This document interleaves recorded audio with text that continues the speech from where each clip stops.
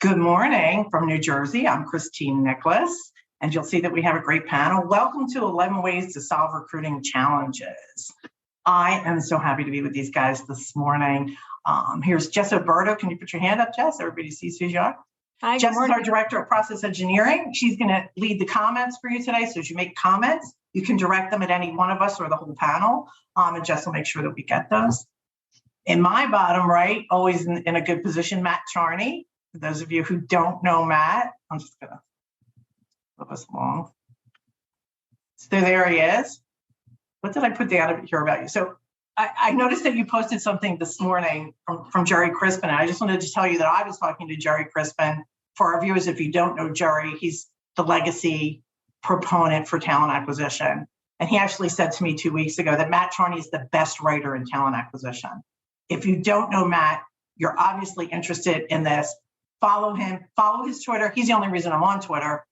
Follow him on Twitter. He's got a lot to say, and he's pretty much always right. I'm going to say pretty much because, right, we challenge each other a little bit.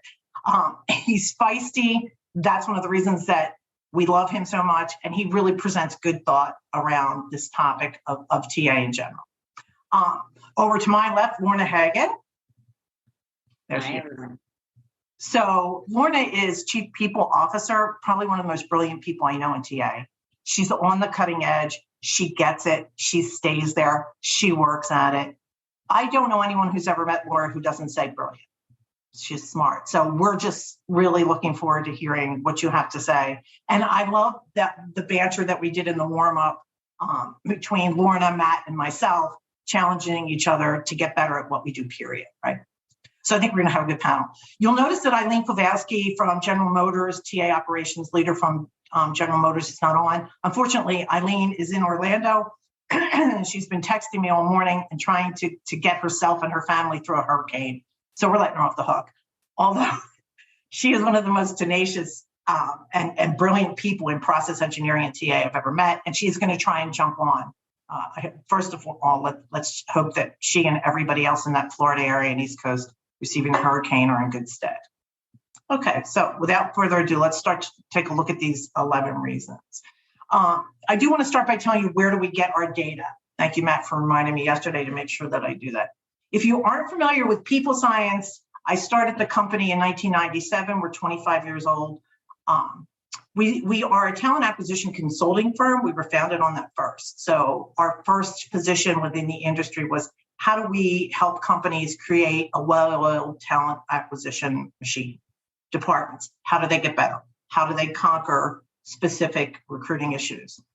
We quickly, and I mean by quickly, by the first 6 months that we were open, became what is now known as an RPO. So those same clients would say, thank you for setting this up. This is great. We don't have the internal talent to execute. Can you put a team together and do that?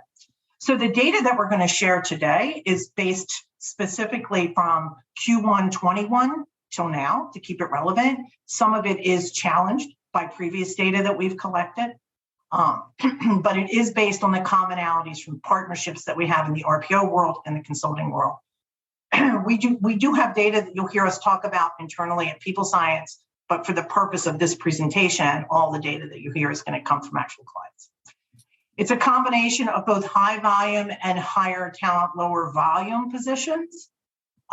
So we do a mix. We actually have the company kind of divided on both sides, but collect the data and bring them together, and we can also provide it separately. Our data is gathered by our own proprietary system, which we've just taken to market, HireGate, as well as our client's applicant tracking system. And then I say single data collectors, including spreadsheets. So when we look at an organization, we know the kind of data we need to collect. Their ATS may provide 70% of that in some cases, some it may present 10%.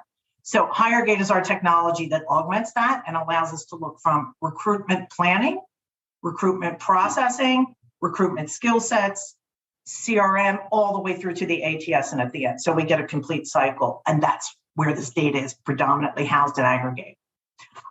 Not every single one of the 11 ways is present with every client. So I won't tell you that every client does every one of these things, but they do it at least to the 25% mark of efficiencies.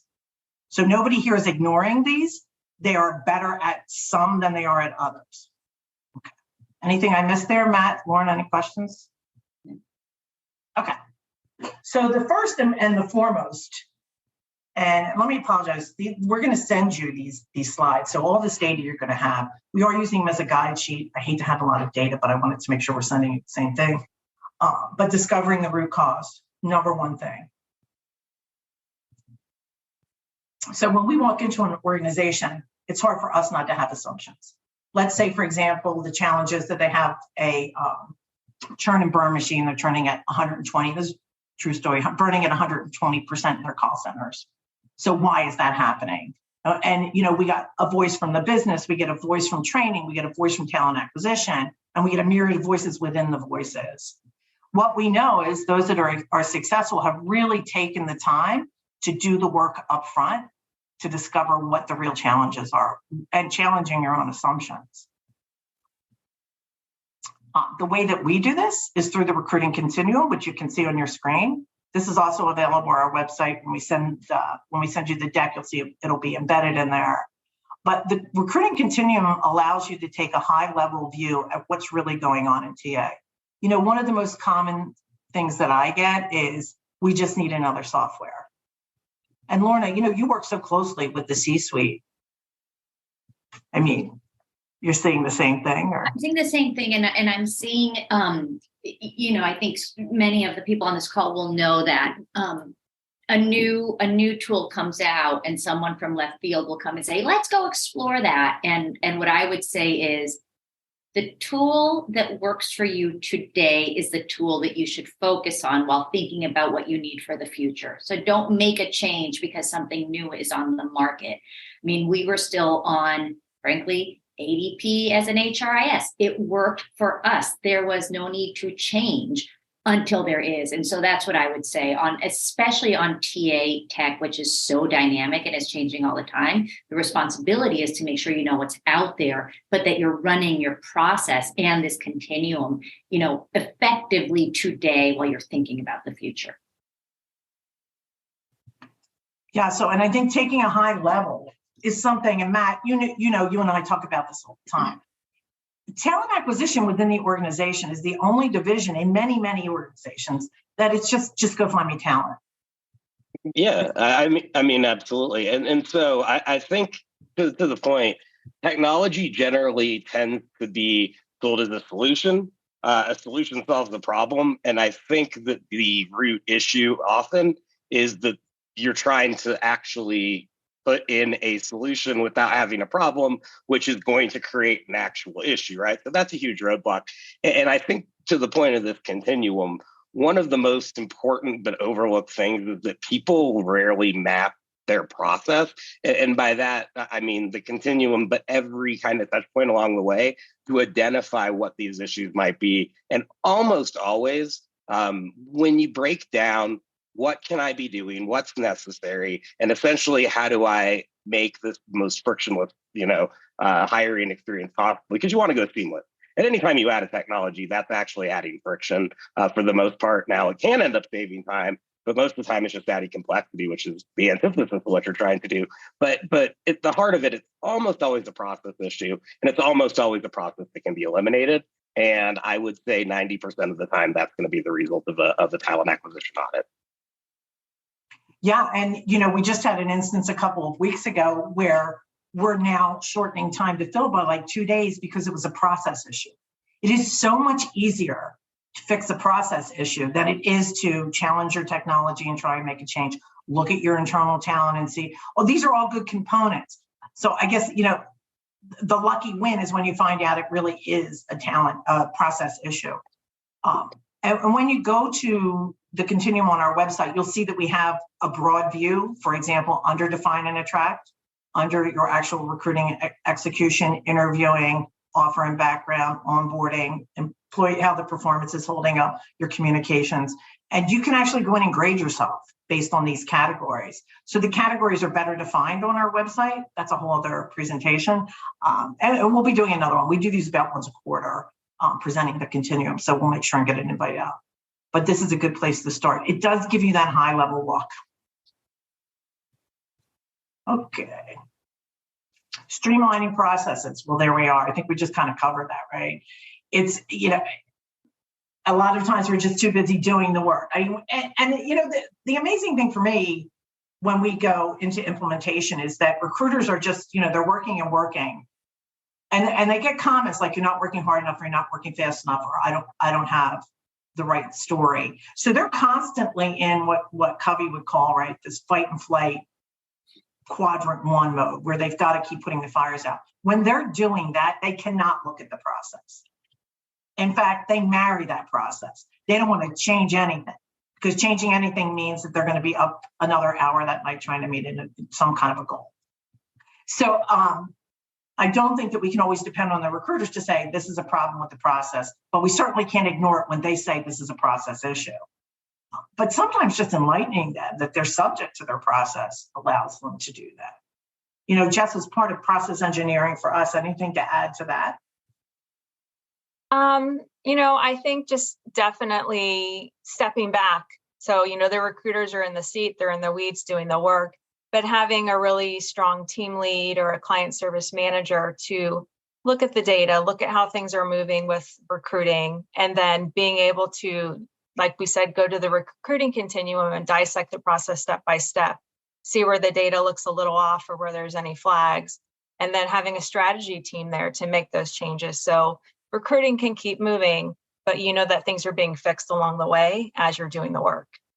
And can I just add something to that, which is, when we use the word process, I think our minds immediately go to technology and tactics. And I think you have to start with your recruiting team, right? How much energy and money and time are you spending on making sure that they have the right scripts, that they have the knowledge, that they understand where the pipelines are? Like, there is so much enablement that has to happen for recruiters that I find companies rarely actually think about. They think about the end result, which is getting candidates, but not how they're going to get there. How they're going to get, this is a sales job. How do you do sales enablement so that people understand the end result and they're able to help guide through? Like Christine said, they can tell you where the process is broken, and sometimes even more importantly, with a really strong lead, they can start to see where certain recruiters are kind of gerrymandering the process to their own personal advantage. And so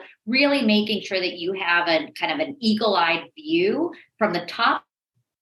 They have the absolute, really saleable points around how do I talk about this company? How do I sell this company? Am I scripted appropriately for different jobs? And how do I go to market with a story that's right? And then what do we build for them to help them get through that? I think I don't want to lose sight of that, because I think sometimes when we think about streamlining process, it's all about the stages, and this first stage of enablement is the most important one. It's basically saying, do I have the right ingredients to make the most beautiful, delicious dish?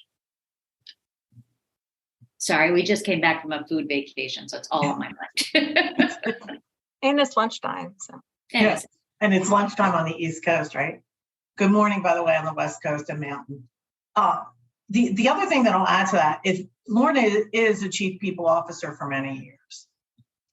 A lot of times that challenge is the disconnect, right? So if you were going to open a company making widgets, then everybody in the organization would understand and be involved. Finance would be involved. Certainly your vendors would be considered important. There's a lot of ingredients that would go into making these widgets or cake or whatever we're going to call it. I like cake myself, but there's a lot that goes into it. But you would see involvement all the way around. This not good enough, not really part of HR, and certainly not part of sales that happens with TA, leaves TA out the wind without that process consideration. Again, it still goes back to just find me people. And I've got to say, the profession itself doesn't always help itself. There's a lot of lone soldiers, even working in a team within an organization. There's a lot of independent recruiters. Matt, there's no degree for talent acquisition, none. And look at the state of our economy because of employment. And I know we've had these discussions many times that it's not just our organizations are really starting to feel it. And when you look at the amount of jobs that have closed as compared to the amount of jobs that have filled, even in last month's report, what that tells us, particularly in some of the technology sections, which we'll talk about those layoffs in a second, but they're actually pulling back on their ingenuity. How is that not going to catch up with our GDP? When companies are saying, okay, it's too hard to hire for this, I can't find the talent, I don't know how to do it, they pull back on hiring and they stunt their growth. And all that about streamlining, right? But it's a good start. Okay. They are pipelining, just need to move this, creating pipelines for future fits and future hires. This is a topic that we went over yesterday. I certainly want to hear what you guys have to say about this, but just for our definition purposes. So when we say pipelines, we certainly are building tangible pipelines for clients. And that is key. It's one of the things that you lose if you go with an outsourcing partner who doesn't allow you to keep the data that they're collecting for you, or you go with any kind of contingent firm. So that's something to really keep in mind in our, okay, yay for us, our RPO solution, big sale point here. We're collecting data for you. But as your own recruiters are recruiting or anybody's recruiting, if you can manage to keep your own data, because what we're seeing across the board in talent acquisition is these pipelines. It's who knows you.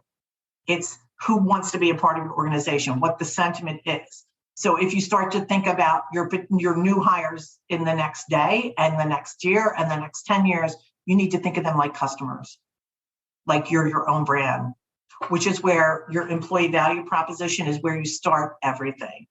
This is who we are as we are an organization. And the red flag that I would mention there is so many times we'll go into an organization and they'll say, this is our EVP. And we're sure of it because senior management has established it, right? And then we go in and we find out that's not it at all because internally it's not there. Your EVP is truth outside. It's who you really are. It's not easy to do that individually. Almost always needs a really good outside perspective. It is part of our implementation, but even on our own, we brought partners in to help really establish EVPs. Which you've done a great job with that. Maybe you can talk about that from your perspective. So, one of the things that we find, that's super important. And in fact, we did this work. I did this work with Christine at one of my former companies. And right after we had been through really hard times, we worked through some layoffs and we were forging a path to profitability. And Christine and team came in and really helped us do a full audit and really figure out what the value prop was for this new phase of this company going forward. And what we found was that even with kind of the hardships of what happened, there was still enough goodwill internally and in the market for us to start building just a mini internal CRM to this point of people didn't want to join today. But there was enough there that if we continued to reach out to them every quarter, every 2 quarters to say, hey, don't forget about company X. We're still around. We really like what you're doing. We're super interested in keeping a relationship as opposed to that like hard sell. People were always willing to give 5, 10, 15 minutes to hear what was going on. And then what happened is we saw them start to refer people that they knew. And then eventually we got some of the original ones that we really wanted to come back. But it's knowing that, hey, this is it's relationship building, right? So we talk a lot about EQ in the workforce, and for your recruiters, I would say double down on RQ, which is this whole idea of relationship quotient, because that's what you really want them to be really, really well versed at and that they want to do. Right. Of everyone that I interview in HR, the only ones I ever want to hear say I'm a people person is the recruiter. Everybody else don't say that. And so this idea of how do I authentically talk about where we are today as a company, not the aspirational or not the what was. I've worked at both big and startup companies, and there's a lot of lamenting of what used to be. Get over that. Like, talk about today, have your eye again on the future and what you're building towards, but sell what's real today. And I think we're in kind of stage 6, we'll talk about this idea of new employee turnover. But if you talk about today and you're honest about what the value prop is today, your chances of retention increase and that relationship quotient is magnified. And that all is part of your EVP. Yeah, so I'm going to actually take a little contrarian view here. So I think that EVP has changed a little bit, particularly with the distributed workforce, right? When work becomes something you do and not somewhere you go, there's a big change. And I think what that change is that it's, I love that the concept of like relational intelligence, right? And I think that to that end, that's what's going to define somebody's EVP is the relationships that they have with people at the company rather than an overarching value prop that's going to unify people. I think it becomes a little bit more individualized depending on what that person is doing, right? Because their relationship with the company's changed. But when we look at pipelines, taking a step back, we talk about creating efficiencies. I actually think that if you use the metaphor of a pipeline, like what happens if there's one little hole that comes in the pipeline, right? Which will happen, then it empties out, right? Like, and so you're continually building infrastructure. I think that the better metaphor, although I abhor extended metaphors, is actually looking at creating a data pool rather than a pipeline. Because here's the thing, it's incredibly inefficient to continually be getting candidates for individual roles and, working them for potential future opportunities. We live, talking about technology as a solution. One thing I can say that we do, unlike artificial intelligence or some of those fun forward-looking things, one thing we definitely have an easy time doing is creating rich profiles based off of historical data. As you know, if I have an email address, I can essentially find out what you're doing now and, if I gathered you as a candidate 3 years ago, I can update that and that's fine. So I think our focus should actually be, rather than finding qualified people, segmenting them and delivering a message, get as many people as you can to take marketing speak. There's no such thing as a bad lead. And then from there, refresh the profiles when necessary, when that hiring picks up and you already have a pipeline and that's publicly available information. No question about the fact that it's changed. That the EVP has to keep changing. I still think there is this entity of the company that's important, but you're right. It's waning. Like, I think, especially when we look at what's going on in the tech world right now. It's interesting because in the last 2 days, I've gotten some questions from companies, clients that are saying, well, now that Twitter's lost force and Facebook's laying off, can we target those? Not an issue there, but where the EVP comes in is this person a good fit for you? Do you understand what is a good fit for you, right? Like, even working with one large client that had across the board, so they have 300,000 employees, and across the board, it's a caring situation. That's their EVP. We care, we care, we care. When you look at their customer ratings, this is they don't care. So that's tough. So as they moved, they really embraced that EVP, totally backfired when they used it in recruiting because they started to look at Glassdoor reviews and customer service reviews. So we were getting a lot of backflack from the most sought out talent saying, these people don't even know who they are. So making sure that whatever you're putting out there has weight and truth and is validated because the whole world can see what you're doing. The other ad that I would make on this, and we do have a case study on our website that talks about this, but a good example is we had a small $10 billion pharmaceutical company that we were working with, and they had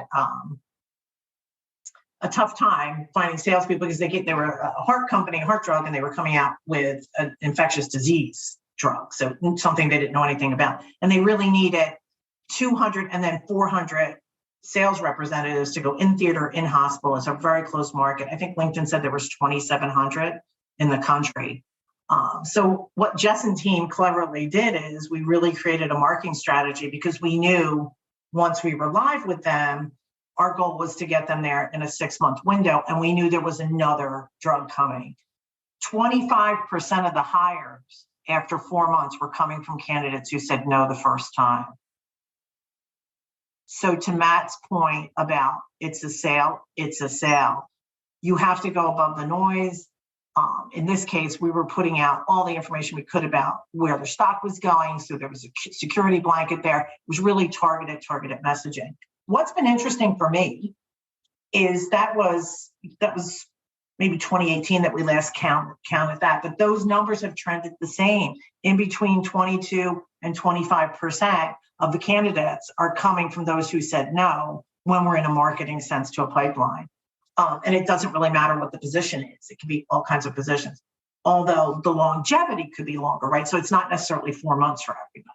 But that's a pretty good number to know that 25% of your, up to 25% of your new hires are going to come from somebody that said no the first time. Interesting. Okay, there we go. Boosting internals. Is this what you were talking about, Lauren? Boosting internals recruiter success by supplying them with the right kind of tools and the right kind of support. And don't count on your recruiters to tell you that. I mean, there might be one that says, I need this, this, and this all the time. But for the most part, they are typically in this like hamster wheel situation trying to solve these issues. Even when unemployment is high, recruiting is difficult because just the numbers tell us we have this huge gap, right? Because between the type of talent we need and the type of jobs that we have. It's always, always a tough sector. Yeah, I agree with that. I also, and this is what I was getting at earlier, which is one is there's so much information that candidates have right now, right? They're going to the usual suspects, the LinkedIn's, the Glassdoors, Indeeds, the Comparablys, all of that stuff, on top of just general media and news about your companies. And that's all noise because none of those candidates are internal. They don't actually know what's really happening with that business. So they're taking little pieces of data and then they're making up their own story about your company. And the only person that knows how to actually say yes or no to that story is going to be your first point of contact. Your first point of contact is your recruiter. So does the recruiter understand all of the underlying concerns and opportunities with your company? Do they understand, hopefully there is a strategy where the company wants to go, and are they able to answer questions efficiently and cleanly and simply for candidates around the health of a company, right? Especially today where Facebook is laying off and Stripe is laying off and manufacturing companies are next and financial services after that, right? So that's going to happen and will continue to happen for a finite amount of time.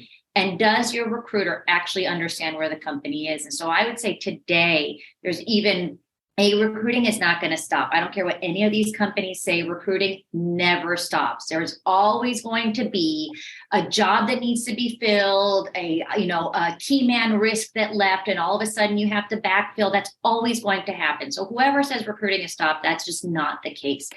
There is such a big responsibility to make sure that your recruiters are in real time getting briefed on the company and the health of the company so that they really understand how to be able to do that sell when they're talking to candidates. Matt, you're making a face. I don't know what's happening over there. My interior monologue generally is not reflective of external stimulus. I apologize. No, but just on this point, I think, everyone says like, oh, we're heading into times of uncertainty. And actually that's wrong from a talent acquisition viewpoint. The degree by which things will happen, we'll see. But you continuously see a cycle of boom and bust, right? And if you look back, this most recently happened in 2020. And what companies do is the first places that they cut are recruiters. And that is because, we don't hire. So then what happens is as soon as hiring starts picking back up, they have to hire recruiters that end up with less internal capabilities to do that, which then exacerbates the talent shortage problem. So if there's sort of one thing I can say, RPOs give you absolute flexibility. They're great for kind of that feast and famine. But the one thing, to your point, in addition to the fact that recruiting does never stop, right? Companies will not completely ever shut down their career site. That's when recruiting would stop. And I've yet to see that, right? I do think that to the point of sectors, I think you're going to actually see a little bit less of that right now than you are specific economies. Look at the companies that are like laying off people in tech. It's all Bay Area based. So I think you're going to have much higher market kind of effect there. But beyond that, the one thing you can say is that you're going to have to hire again. The key to doing that competitively is to have really good frontline recruiters. And if you cut them to temporarily save costs, the amount of hole that you're digging yourself in the next time it inevitably goes up, then, the worst problem you create. So my advice is to retain your employees, which is kind of everyone's goal, even in a hiring freeze or slowdown. You're going to have to upskill and provide people with dimensional growth opportunities. And that's where recruiting can really come in, because the one thing that they generally tend to know better than anyone at a company is how to manage your career and what it takes to get hired. And so I think playing the long-term game is playing to a 100% inevitability, which is what goes down must come up and vice versa. I love that. And I love this thing that you said about, one of the ideas when I called Christine, it's because and this was a mistake, we shut down the recruiting crank. I mean, shut it down. And I called her because I just couldn't get it going fast enough. And the learning there is it was a fintech company. I should have kept people, recruiters, experts in technology and in finance and risk. Everything else I could have probably just sent to RPO and then crank that up or down as needed. And so giving your recruiters the right support is you don't have to be expert at all of the verticals that you're recruiting for, but where do you want to be really great at? Where is your business? What's your differentiator in terms of what your business is about? How do you keep those people? And then when you need to augment and provide additional support, how are you looking at the right partnerships? Yeah, and to add one thing just on economic conditions, high volume is going to continue to be in high demand, and that's just going to ramp up. And I think if you're not relying on an external partner for high volume, then you are doing yourself a huge disservice regardless of internal capability. And thank you for that, Matt, because every stat. So, and we do understand, right? I don't know exactly how many layoffs we're looking at right now, but we still have, as of 2 weeks ago, 4.8 million more jobs than we did people on unemployment. That means we have to lay off about 3 million people to make a significant dent, right? So you want to look at the macro, but you want to look at how it applies to you as the micro. But I think one of the biggest elephants in the room that we encounter when talking to companies is that, what do I do if I don't have any open recs with these recruiters? And that always leads me back to, look, this is a profession. And if you haven't learned since 21 how crucial your recruiting staff is, you've missed this huge window of opportunity, right? If you're thinking in terms of the continuum, and it's much more sophisticated than just find me a person, you can have your internal team work smart on these type of things. Re-examine your EVP. And I encourage you to go to the website and take a look at this. More importantly, I encourage you to give us a call and we'll go through it with you. But really taking a deep dive into what is a stellar, well-oiled, high-functioning talent acquisition team look like, because it's a lot more than that. Then you'll find that you really don't want to let your staff go. And I know, Lauren, I know this is of interest to you, and I don't think we still have ever done it, but we have a very good program called Cost of Vacancy. And during the pandemic, we've lost 75% of our clients in 2 weeks. Are you like, nobody's hiring? And we weathered that storm, which was pretty incredible. But one of the things that I had to do was run my own cost of vacancies.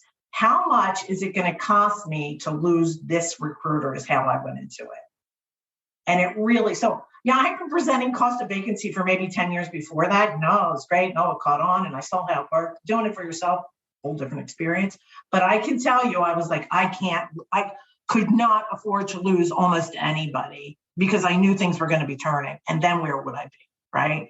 So again, elevating our profession, which is, what these kind of calls, what these kind of webinars and information shares we're trying to do, is to understand the importance. And if you're just getting started, I know there's some startups. I know there's some restaurateurs on here that are trying to get these things started. Start with that whole well-oiled machine and your EVP and these good practices in place, and you'll be way far ahead of some very significant organizations that still don't get it. So they can give you an incredible edge. So just to sum up, make sure you get your recruiters the help that they need and you're not just forcing them to perform, right? Okay. What's next? You've got to know what your recruiting market is, and quickly. So our organizations are becoming the competitive lead. You've got to. Now, that doesn't mean Harry is right for you. It might mean Sally and Jesse are, but Harry may not be a good fit. But you need to know who Sally and Jesse are, and you need to target them, and you want to be the first person they think of.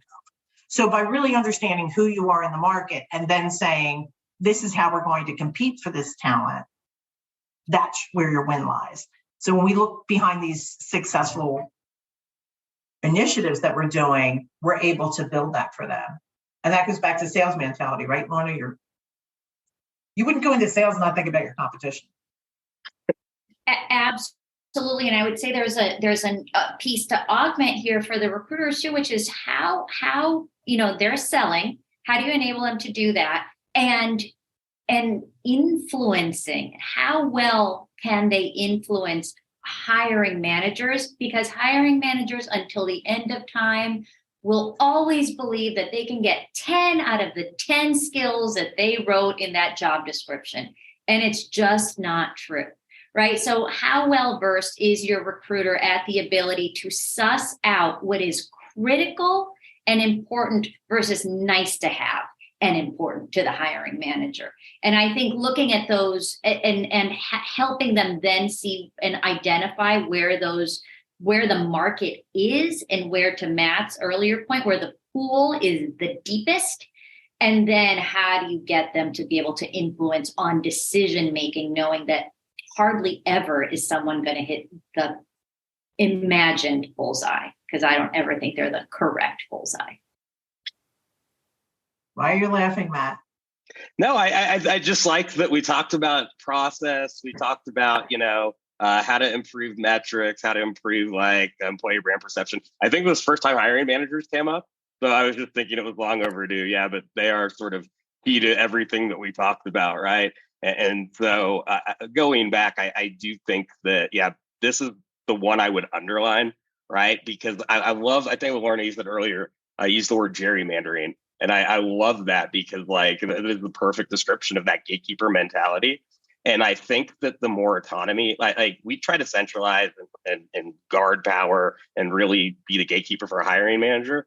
I think the key is to actually give as much of your district up as possible to continue that metaphor, because at the end of the day, the more that they are happy, the more you've done your job. Everything else aside, quality of hire gets defined by two people: the person being hired and the person doing the hiring. The person doing the hiring is way more important, and they're also going to be a key candidate for you in the near future, regardless, right? So work that relationship as much as possible. Take care of a lot of the issues we just talked about. I cannot express how important this is. So we jumped to number 7, building hiring managers. Behind every successful initiative, you're going to see hiring managers' trust really moving all the way up past the 90 percentile. So we actually grade. So for one client, we have 236 contacts in one client. We look at that. I personally, the teams present that to me once a month. I look at what is the sentiment of each one of these individuals, because one squeaky wheel, it's just like social media in our relationship will change everything. But I can also tell you that more times than not, when we come into a relationship, it's because they don't like what HR is doing. HR doesn't like them. These two are combating back and forth. It's like, you're the hiring manager, but I hate you because you're mean. and you're the recruiter and you're not getting me things fast enough. And it's just this constant clash, and each one trying to build their own case. So what's really been the catalyst for change, because we come in and they're like, oh, what next? Because most of the time we're recommended. And I can tell you, when we come in through operations, it's much easier, because operations, yes, let's all get on the same page. And usually HR is like, yes, okay, we'll take it because we want to get rid of it and we can build allies with them. But when it works in the opposite, we come in with their legacy. Like I was saying yesterday, it's kind of like, here, people sites inherit our neurosis, right? And you just do it instead of us. So you take the beating every night by the hiring manager. It really is like that, right? So the first thing that we have to do is figure a way to build trust. And the number one way that we do that is through good metrics. When you can say to a hiring manager, the cost of vacancy is $300 a day, and you aren't going to interview for the next 2 weeks, it's costing blank. Now, you don't say it like that. You've got to build their trust and build a relationship. But when you can use metrics to make your case with them and to come back and say, here I gave you, here's these 6 candidates. We haven't circled back. When's a good time? Or it's simple as managing their calendar for them and setting up good processes so they can make the interview. Many times the gap is the HM. So you've got to educate them and not do that. And then on the other side, I think the big understanding is for the recruiters, a lot of times you start to interview and that helps the hiring manager determine what they want. So unfortunately, they don't come in and say, I want a Matt Charney, and you give them a Matt Charney. They say, I want a Matt Charney. You give Matt Charney, they say, I want Lorna Hagen. And that's how they figure it out. Yeah, much better hire, I'm sure, ultimately. But the one thing, so here's the other key, I think, to this, and it's overlooked, is the most important thing to build the hiring manager's trust is competency, right? And beyond data, beyond anything else, like you have to know the business.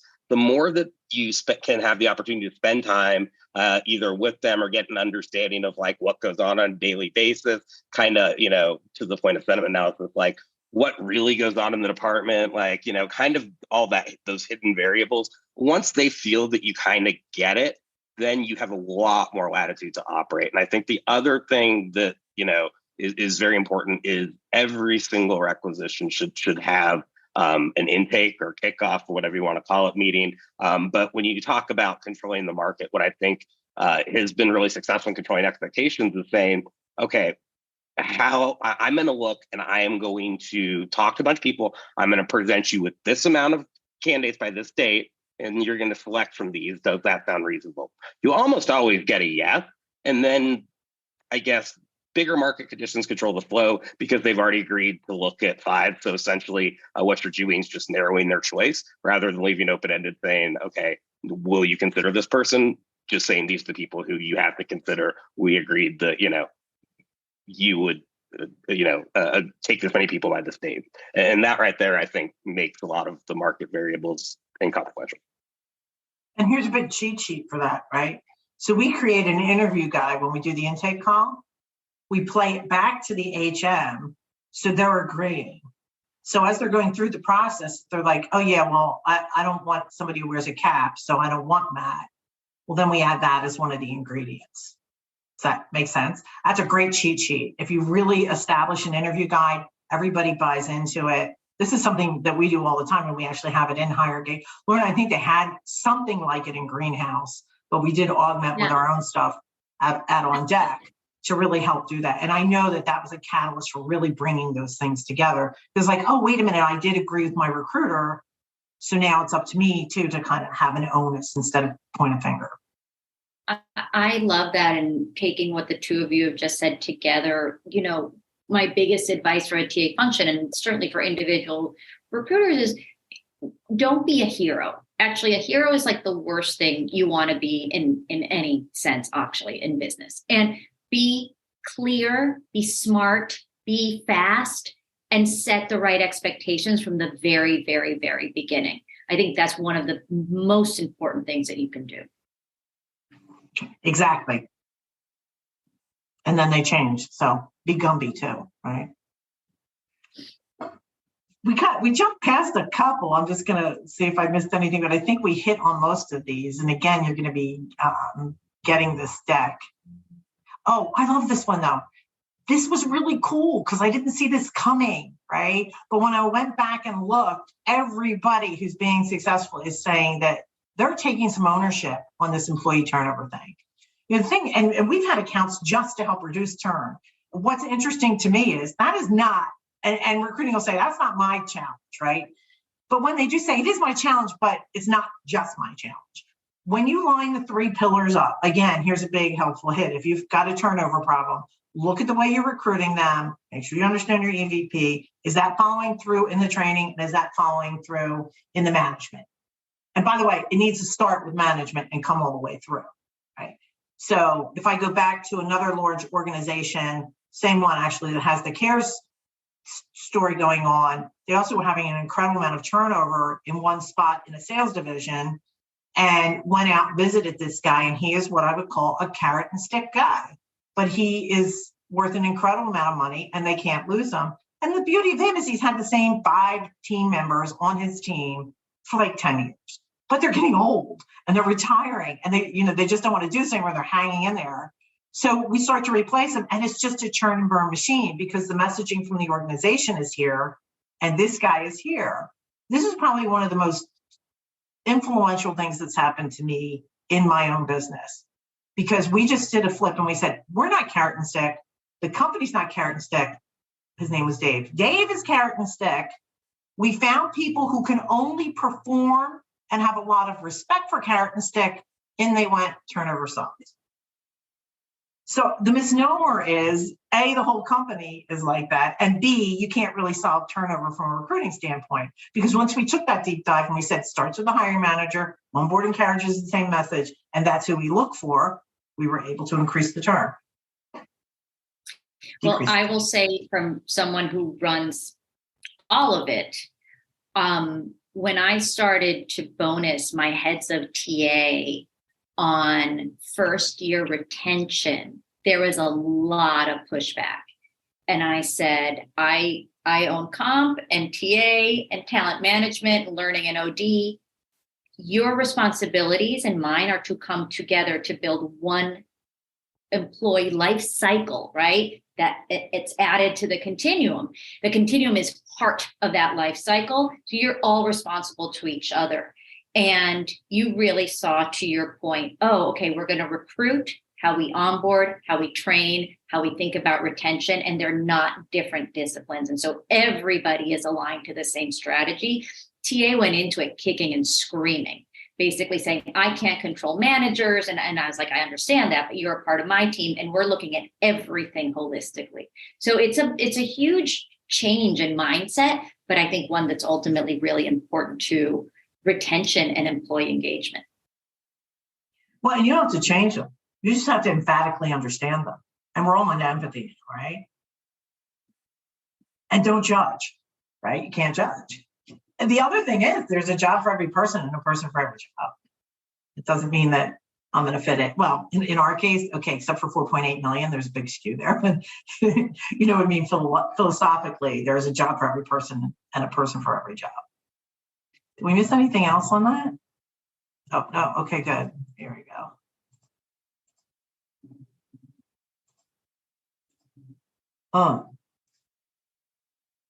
I think one of the biggest losses that companies, particularly B2C companies, lose is that marrying recruiting to business solutions. Matt, I couldn't agree more. But look at some of the cool things that come out of that.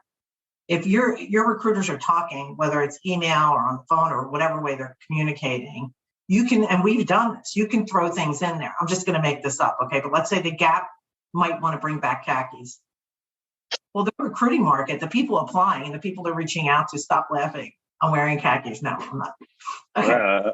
So say they want to think, oh, are khakis going to be, we can throw that question into the recruiting cycle and gather that data. And it does two things. It creates more loyalty with the recruiter and more loyalty with the customer because I am now involved in the decision process, right? So from a psychological perspective, we're building a loyalty. And we do know that once you empower your prospective customer, just like your candidate, like you would your customer, they become an advocate of your brand, even if they don't buy your brand, even if they don't work for you, even if you turn them down, they want, in my opinion, I'm important, I can contribute.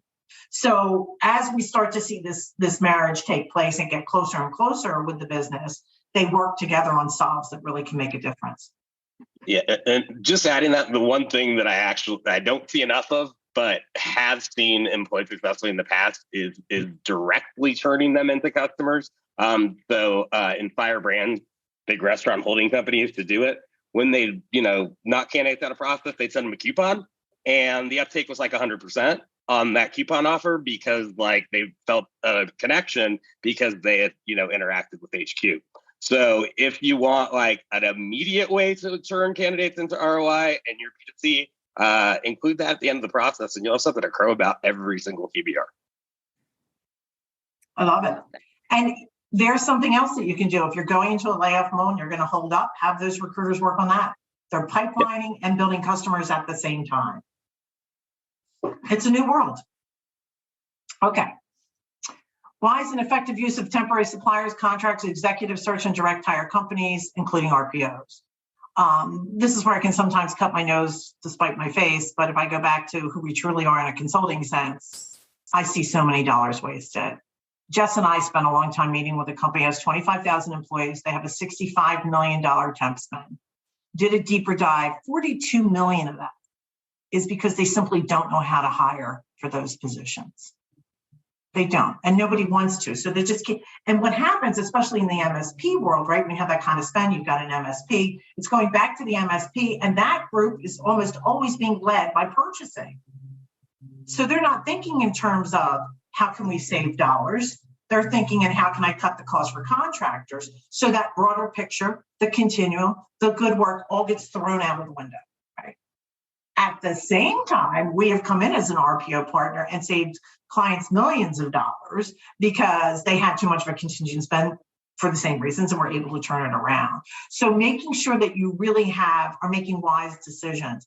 I'm not saying by any means that temp and contractors and executive recruiters should go to the wayside, because that is not my point at all. Just be effective. And don't expect your MSP or your supplier to tell you that.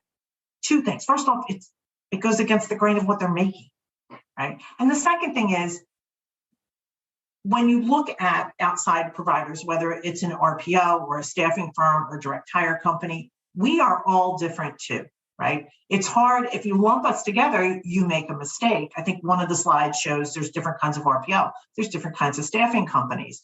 So a lot of times what we'll see is it's the wrong supplier. Maybe this was a good supplier for you for high volume, not so good on your tech side, and you've stretched the two and the thing blows up. So really understanding who the right ones are is where your big save comes in. Anything to add there, guys? No, not. I would just say, the cost is generally going to be less important than the ROI. So cost avoidance is not ROI. So in this particular case, what you think might be the best option often isn't. Just because it's the cheapest doesn't mean it's going to have the best outcome. So you have to think in those terms, because sure, procurement may handle some of this. You're starting to see corporate TA take over a little bit more of this blended workforce. But at the end of the day, that has to be a finance argument. And it's pretty easy to win if you can connect it to qualified outcomes. So. Yeah, if you know how to do it and you do it. Well, and cost of vacancy, right? The idea of cost of vacancy comes right back around in this scenario. Yeah. I guess we're going to do cost of vacancy next for our webinar. It's a good one, honestly. Have you seen it? Have you seen me? I think I've only done it publicly once. It's been mostly for individual companies, but we can certainly do one. Absolutely. Cool. Okay, macro and micro data reporting. There's another technical page on here, but this goes back to what we've been talking about. So you've got Lorna and you've got the rest of the C-suite looking at macro numbers, right? And they're saying this isn't happening or this is happening. And down here, you've got your maybe your TA leads and your recruiters, and they've got a different thing that they're counting. What's important is the companies that are being successful understand how this trails up and how it trails down. So if your TA leaders don't understand what data is important to the C-suite, and right now we're seeing this across the board, they're like, just cut heads. This is going to cost us this much money. I don't care, just cut heads. Because based on the numbers I'm seeing, this is what it looks like. And particularly with finance. I mean, Jess, how about it, right? We have an account that we showed them clearly how they could save about $200,000 a quarter. And finance did not, they like contract recruiters. Finance did not like the idea of RPO. They weren't moving on that. They were not moving on it. Consequently, they spent a lot more money in that arena. And now that their market's tightening, they're like, we're just going to let all the recruiters go. and dwindle it down. And we're very concerned about them. We're already starting to hear noise back from companies like that saying, oh my God, what was it, Twitter? Did you see this? That they started bringing people back that they let go last week? Yes. I mean, those are the decisions. There's a big disconnect there. So making sure that everybody understands, not saying that the C-suite needs to see all the tiny metrics, but the people doing the tiny metrics need to understand how it bubbles up and vice versa, it bubbles down. Again, not a big to do. You can get this done relatively quickly and it has a big impact. Okay, they're staying ahead of the curve, the technology curve, which is daunting because there's so much technology out there. One of the things we didn't touch on, and the panel and I talked about this yesterday, is that many times companies are subject to what their ATS tells them to do, even though it may not be the best solution for them or for a specific, right? You can't get an ATS that fits every single rec for you. They're all going to be a little bit wonky somewhere, right? And I wouldn't suspect that they should have to. But at the same time, we quite often see company after company with an ATS that doesn't fit this group or doesn't fit that group. At the same time, there's tons of apps coming into the market. Use this one, use that one. I was telling Matt yesterday, every time a new technology comes across anybody's desk at People Science, we bubble it up to our director of IT. He hates us for this. I know you're listening, Brian. I know you don't hate us, but kind of, sort of. Anyway, it's a lot of data and it has to be tracked, but it's a big arsenal, right? So we may say, wow, that technology might work here. And we have saved incredible amounts of money based on one technology, that ran $200 a month, that saved like $1 million by the end of the year, right? At the same time, I'm going to just tell you that most of the technology we see doesn't even work yet. It's in pilot mode. So they're advertising to get pre-revenue before it even works. A lot of the AI says it can, and AI has come a long way. Don't get me wrong, and it's worth looking at, but it's not the solution. I think back to Lorna's point, you need to have this combination of AI, standard reporting and collection, your own intelligence involved. It's not going to solve the question. And with that, I will say from a search perspective, it's gotten better, but anytime we run it against humans, it's not as good. It doesn't mean you shouldn't use it, doesn't mean it's not effective. It's just that there's a lot of new technologies getting a lot of funding, and I mean a lot of funding on products that aren't even there yet. So we try to keep track of that and ignite them when they can. Lorna, I know you have to hop soon. Do you have something to add? I listen, this is, I said this in the beginning, I don't know where your companies are and in what stages, but certainly do not fight really hard to not lose your recruiters because you might not be recruiting the same volume. I mean, it's all relative. You might not need as many, but that doesn't mean, that there isn't work to do. Building your pipelines, understanding enablement. How do you repurpose people? Have some of your recruiters work with the sales team and with your marketing team to really refine the language and the comms and the scripts and the EVP. Like there's so much that can be done so that when you really crank that back up, you are prepared for what your new company looks like. So I would leave you all with that. You're going to make a cake, right? No, I am not. Thank you all. Thank you, Christine, Matt, and Jess for this. See you soon. All right. So, Jess, do we have questions there? Yeah, I had a question from someone that said they are a new TA leader in their role, getting used to their team. They don't have a lot of reporting right now with their applicant tracking system. They're not sure what they should do or where they should start. Any suggestions? I mean, I think they should schedule a call with us and we'll look at it with them, and possibly HireGate can be a solution for them. If not, we'll recommend what we think they should do. Okay. Great. Matt? So I would say in the absence of existing baselines, then get them from your other departments. So the best one I can think of is like marketing. So if you think about a candidate as what we call a marketing qualified lead, an applicant is a marketing qualified lead. An applicant is, or a candidate is a sales qualified lead. you can get to what the business is already paying to get people in through the door. And that's the baseline right there that you can use to, look at how to build against. So I would say use existing business benchmarks in the absence of TA specific ones. That is good. And our next question is, our budget is very tight right now. If there was any one place of the recruitment process we could focus and invest in, what would you say it should be?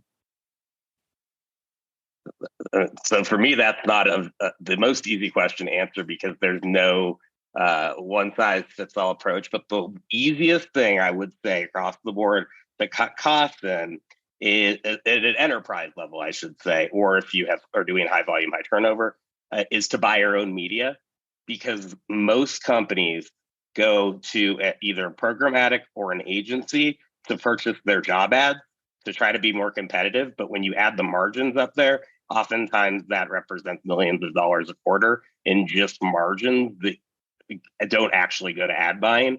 And that's very important when it comes to talent attraction, obviously, much more so than really any other thing to keep the funnel going. So build media buying capabilities in-house, because that's going to generally be the biggest source of spend in talent acquisition. Yeah, and on those lines, really making sure that you're using the right technology, right? If you're a smaller firm or you're just getting started, you're using Indeed, make sure Indeed's the answer and not simply Hired. There's some really good stuff going on TikTok, and the market for TikTok is just below and above boomers and just below Gen X, Gen X and below, right? So it's a good market on there. I've seen some really creative ads that are authentic, right? And I think the thing now is to be authentic. It always has been. Yeah, as compared to just a coined ad, like your own people making a short video. A friend of mine, Dennis Yu, who's arguably one of the best marketers there is. Take a look at Dennis Yu, Dennis DEIN, Dennis Yu, YU. And on his website, he's on there saying, if you're a candidate, this is what and you want to get a job here, do these things to get it easier. I mean, he's like, so here's the CEO saying, here's what you do to get employed. There's some really creative stuff you can do. But I got to tell you, I would drive you to the continuum, which is on our website, so you can figure out what process is off. That's not going to cost you anything. It's a good think piece, and that's going to help you discover where your challenges are. Yeah, and I have to jump too. So thank you very much, guys. I appreciate it. And thank you, Matt. Any other questions, Jess? There were a few, but I will go ahead and send them email responses. All right. Thank you so much for being here. It was great having lunch with you. I hope you're safe if you're on the East Coast. Always love seeing our friends on the West Coast. Be out there myself soon. We're right here if you need us. And this deck will be distributed to everybody who's been on the call. Have a good one. Thank you, Jess. Bye. Bye now.